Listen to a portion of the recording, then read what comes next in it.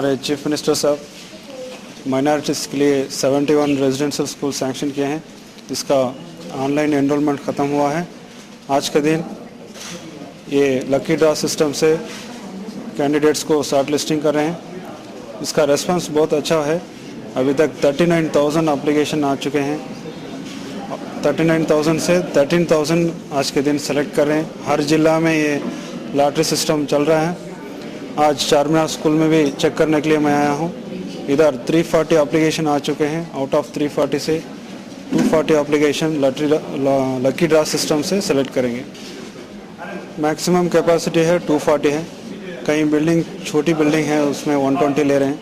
40 40 40 120। अगर बिल्डिंग का कैपेसिटी बड़ी है उसमें 240 कर रहे हैं। 80 + 80 + 80। जून 14 से इंशाल्लाह हम कोशिश करेंगे।